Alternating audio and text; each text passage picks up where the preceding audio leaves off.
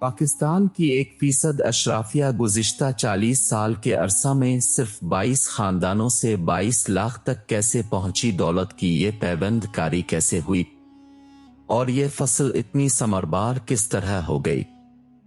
रोज़ीटा ऑर्मिच का तहकीकी मुताला पाकिस्तान में इर्तिकाज़ी दौलत और इस्तेहसाली तबक़ात के मुख्तलिफ तरीक़े हायकार से पर्दा उठाता है। इसके मुताबिक ये एक खौफनाक गठजोड़ है जो आला सतह के ब्यूरोक्रेट्स, फौजी जर्नलों, सियासी रहनुमाओं और कारोबारी अशराफिया के दरमियान वक्त के साथ साथ मुस्तहकम होता चला जा रहा है। यूं तो हर गिरोह के अपने अपने ताकत के मराकज़ हैं, लेकिन मुश्तरका मुफादात के तहफ़्फ़ुज़ के लिए ये तमाम गिरोह इकट्ठे हो जाते हैं। ये ताकत के मराकज़ फौज, सिविल ब्यूरोक्रेसी, बिजनेस और सियासत में पाए जाते हैं। ये तमाम लोग अपने अपने ग्रोहों में इनफरादी तौर तरक्की की सीढ़ियां चढ़ते रहते हैं और एक दूसरे के मामलात में अक्सर औकात कभी मुदाखलत नहीं करते। इनफरादी सतह पर ये अपने ताल्लुकात के हवाले से किसी जानने वाले या रिश्तेदार की मदद जरूर करते हैं, लेकिन दूसरे गिरोह की हुदूद का एहतराम करते हैं। ये दूसरे के मजबूत कले में कभी नक़्ब-ज़नी नहीं करते। उनका आपस का गठजोड़ ऐसा है कि एक गिरोह को बाकी तमाम गिरोह मिलकर तहफ़्फ़ुज़ फराहम करते हैं। ये सब मिलकर अशराफिया बनती है जो पाकिस्तान की समत का तयन करती है, ऐसे कवानीन बनाती है जिनसे इसके मेंबरान खूब फ़ायदा उठाते हैं और अपने आप को मज़ीद मुस्तहकम करते हैं। यही वजह है कि ये चारों गिरोह इस कदर खुशबख्त हैं कि पाकिस्तान में किसी भी किस्म की आफत, मुसीबत, जंग या बीमारी आ जाए, उनका कुछ नहीं बिगाड़ सकती, उनका बाल भी बीका नहीं होता। ये 1971 के बहुत बड़े सानिहे से भी साफ बच निकले।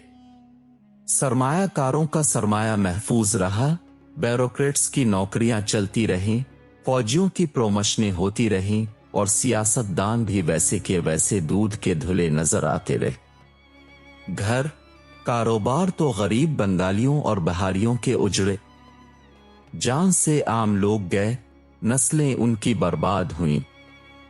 इस सानिहे में अशराफिया के तहफ़्फ़ुज़ की मिसाल सिर्फ एक इस्फ़हानी खानदान से वाज़े की जा सकती है। मिर्ज़ा अबू तालिब इस्फ़हानी को 1999 में अंग्रेज़ ने लंदन बिलाकर रिचमंड के इलाके में जायदाद अता फरमाई और फिर जब ईस्ट इंडिया कंपनी ने सिराज अल-दौला के जर्नैल मीर जफर की गद्दारी से बंगाल फतह किया तो फिर अपने लॉडलों को यहाँ लाकर आबाद किया जाने लगा। यूं इस्फ़हानी खानदान लंदन से आकर यहाँ आबाद हो गया और चाय का कारोबार करने लगा, जिसकी वसअत पूरे बरसगीर और फिर दुनिया भर में फैल गई। मुत्तहिदा पाकिस्तान तक इस्फ़हानी चाय मगरबी पाकिस्तान में भी मकबूली आम ब्रांड था। पाकिस्तान बनने के बाद यह खानदान कलकत्ता से चिटागांग मुंतकिल हो गया, जिसकी पहाड़ियों पर चाय के वसी बागात थे। मशरकी पाकिस्तान में बंगालियों, बिहारियों और दीगर कौमियतों पर 1971 में किया मजालिम नहीं टूटे, लेकिन इस्फ़हानी खानदान की कारोबारी सल्तनत को इस सानिहे के दौरान भी तहफ़्फ़ुज़ फराहम किया गया। रोज़ीटा के मुताबिक ये तमाम तबक़ात कवानीन तो बनाते हैं, मगर उनमें से ऐसे रास्ते निकालते हैं ताकि उन्हें अपने ही बनाए हुए इन कवानीन पर अमल न करना पड़े। कवानीन से बालातर होने की यही वजह है कि ये लोग दिन ब दिन अमीर से अमीरतर होते चले जा रहे हैं और खौफनाक हद तक ताकतवर भी। 22 खानदानों के गिरोह का 22 लाख अफराद के जमे गफीर में ढलने के अमल के अहम तरीन रास्ते, तरीक़ेकार या गठजोड़ का तज़किरा इस किताब में दो अहम इस्तिलाहात से किया गया है। पहला, मुआशरती मेल जोल और शादियाँ, दूसरा अस्तना का कल्चर। शादियां और मुआशरती मेल जोल वो जीना है जिसके जरिए ये तमाम गिरोह बुलंदी की मनाजिल तय करते हैं। रोज़ीटा लिखती है कि दिलचस्पी की बात यह है कि नौजवान फौजी अफसरान सनतकारों की बेटियों से शादी करना पसंद करते हैं और आला ब्यूरोक्रेट्स की बेटियां भी ऐसे ही सरमायादार और सनतकार अफराद को पसंद करती हैं और सियासतदानों से किनारा कशी इख्तियार करती हैं। اس کتاب کا ایک فقرہ غضب کا ہے جسے ہو بہو انگریزی میں تحریر کر رہا ہوں تاکہ اس کا اصل لطف قائم رہے اور ترجمہ کرنے کے بعد اردو قارئین بھی آگاہ ہو سکیں۔ Marital strategies continue to be one of the most powerful mechanisms employed by the Pakistani elite to protect their economic assets and their social status, to foster networks and to gather information on other elite families. شادیوں کی حکمتی عملی ایک ایسا طاقتور طریقہ کار ہے جسے پاکستان کی اشرافیہ مسلسل استعمال کرتی ہے تاکہ وہ اس کے ذریعے اپنے مالی اثاثوں اور معاشرتی رتبے کا تحفظ کر سکے اور اس کے ذریعے اپنے اشرافیہ کے نیٹ ورک کی شاندار نشو و نما کرنے کے ساتھ ساتھ دوسرے صاحبی حیثیت خاندانوں کے بارے میں بھی اپنی معلومات میں اضافہ کرتی رہے۔ اس سارے کھیل میں پاکستان میں دو مختلف اقسام کی اشرافیہ پائی جاتی ہیں جن کا آپس میں میل کچھ عرصہ پہلے تک مشکل سے ہوا کرتا تھا، لیکن اب یہ فرق تقریباً مٹ چکا ہے۔ پہلی قسم قیام پاکستان سے قبل کی اشرافیہ کی ہے جو مغلوں اور پھر انگریزوں کی وفاداریوں کے عوض مراد حاصل کر کے مقام و مرتبہ پر صدیوں پہلے ہی فائز ہو چکی تھی۔ اس اشرافیہ کے لیے یہ کڑوی گولی نگلنا مشکل تھی کہ وہ بعد میں امیر بننے والوں کو اپنے برابر سمجھی۔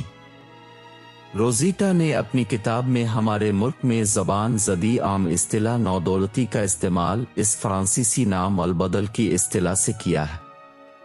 اس نے لکھا ہے کہ 1970 کے بعد عمارت کی بلندیوں کو اچانک چھونے والے خاندان اس قدیم اشرافیہ کی نظروں میں شروع میں گھٹیا تصور ہوتے تھے۔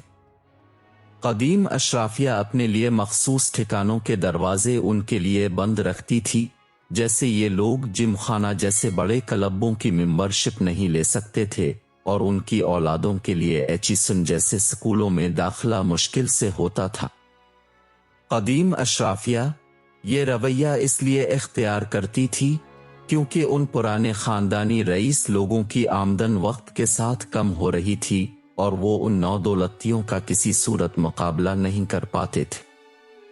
یہی وجہ ہے کہ وہ اپنی معاشرتی میل جول کی جگہوں سے انہیں دور رکھتے تھے اور وہ آج بھی عموماً ایسا ہی کرتے ہیں۔ لیکن اب کسی ایک خاندان کی دولت اور دوسرے خاندان کے مرتبے کو شادی کے اعلیٰ پیڈسٹل یا منچ پر یوں اکٹھا کر دیا جاتا ہے کہ ایک جرنیل کی طاقت و قوت، ایک بیوروکریٹ کی حیثیت و مرتبہ اور ایک عام سے خاندان سے تعلق رکھنے والے کسی نودولتی پراپرٹی ٹائکون، صنعت کار بزنس مین کی دولت کا یہ ایک حسین ملاپ بن جاتا ہے۔ یہی وجہ ہے کہ جیسے ہی ایک فیڈرل سیکریٹری یا ایک جرنیل کا بیٹا یا بیٹی کسی ایسے ہی نودولتی کے ہاں بیاہ جاتا ہے تو پھر وہ ایک ہی زقند میں دولت میں نہانے لگتا ہے اور نودولتیہ خاندان اس مرتبے، مقام اور سماجی حیثیت کا لطف اٹھانے لگتا ہے جس کے بارے میں اس نے کبھی تصور بھی نہیں کیا تھا۔ اس غیر مقدس ملاپ کے نتیجے میں پاکستان کے معاشرے میں ایک معاشرتی استثناء پیدا ہو چکا ہے جو اس اشرافیہ کو ہر جرم کی سزا سے مبرا کر دیتا ہے۔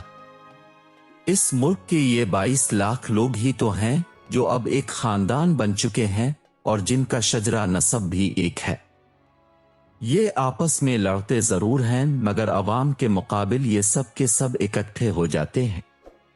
یہ اقتدار کے سنگھاسن پر بیٹھے ہوئے وہ سانپ ہیں جن کے ہاتھوں میں لوٹی ہوئی دولت کے خزانوں کی چابیاں ہیں اور ان کے نتنوں سے قوت و غلبے کی پھنکاریں نکل رہی ہیں۔